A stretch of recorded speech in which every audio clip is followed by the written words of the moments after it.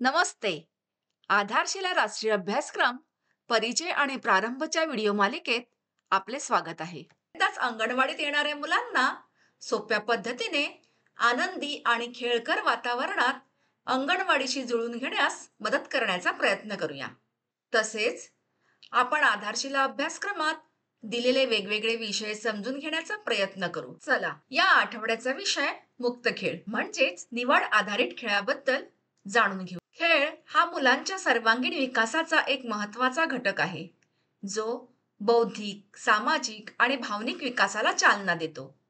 खेळाच्या माध्यमातून मुले समस्या सोडवणे तसेच निर्णय घेण्याची कौशल्य शिकतात. खेळताना भीती, राग आणि इतर भावनांवर नियंत्रण ठेवायला शिकतात. मुक्त खेळामध्ये विविध प्रकारचे खेळ आणि क्रियाकृती समाविष्ट असतात, ज्या मुलांना त्यांची कल्पनाशक्ती वापरण्यास प्रोत्साहित करतात. चला, या आठवड्यात आपण मुलांसोबत कोणकोणत्या क्रियाकृती करणार आहोत पाहूया. चला पाहूया सोमवारी आणि मंगळवारी घेतल्या जाणाऱ्या क्रियाकृतींबद्दल. ब्लॉक 1, स्वागत आणि खेळ. संगीत लावून सर्व मुलांचे फूल देऊन स्वागत करा. यानंतर स्वच्छता तपासणी करा. आता मुलांची जागेवर उभे राहून येस मॅम म्हणत उपस्थिती घ्या. आता पालक आणि मुलांना मुक्त खेळासाठी साहित्य द्या.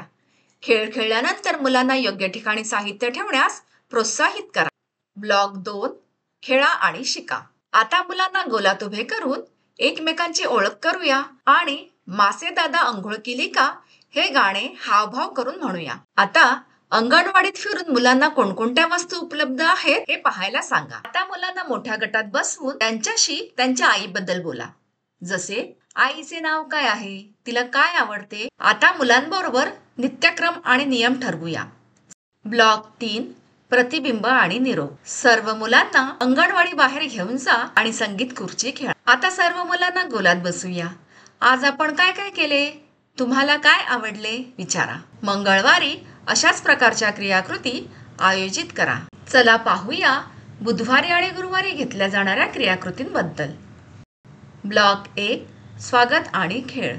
मुलांच्या डोक्यावर हात फिरवत त्यांचे स्वागत करा. यानंतर स्वच्छता तपासणी करा. मुलांची जागेवर उभे राहून येस टीचर म्हणत उपस्थिती घ्या. आता पालक आणि मुलांना मुक्त खेळासाठी साहित्य द्या. खेळ खेळल्यानंतर मुलांना योग्य ठिकाणी साहित्य ठेवण्यास प्रोत्साहित करा. ब्लॉक 2, खेळा आणि शिका. आता मुलांना गोलात बसवा आणि त्यांना ससा आणि कासव गोष्ट सांगा. त्यानंतर गोष्ट कशी वाटली, काय काय आवडले इत्यादी सोपे प्रश्न विचारा. यानंतर मुलांना बोटांचे ठसेकाम करायला शिकवा. आता मुलांना मोठ्या गटात बसवून त्यांच्याशी कुटुंबातील सदस्यांबद्दल बोला. आता मुलांबरोबर नित्यक्रम आणि नियम ठरवा. ब्लॉक 3, प्रतिबिंब आणि निरोप. आता मुलांना अंगणवाडी बाहेर घेऊन जा आणि पकडापकडी खेळ घ्या. आता सर्व मुलांना गोलात बसवा. आज आपण काय काय केले, तुम्हाला काय आवडले विचारा. गुरुवारी अशाच प्रकारच्या क्रियाकृती आयोजित करा. चला पाहूया शुक्रवारी आणि शनिवारी घेतल्या जाणाऱ्या क्रियाकृतींबद्दल.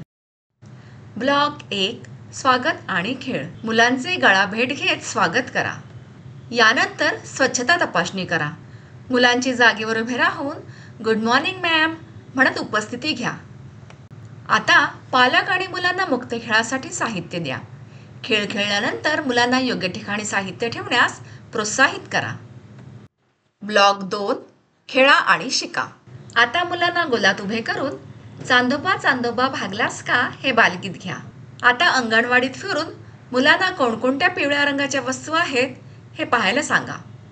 आता मुलांना मोठ्या गटात बसवून त्यांच्या मित्रांबद्दल गप्पा गोष्टी करा.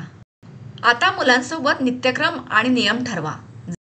ब्लॉक 3, प्रतिबिंब आणि निरोप. आता मुलांना अंगणवाडी बाहेर घेऊन जा आणि तळ्यात मळ्यात खेळ खेळा. आता सर्व मुलांना गोलात बसूया.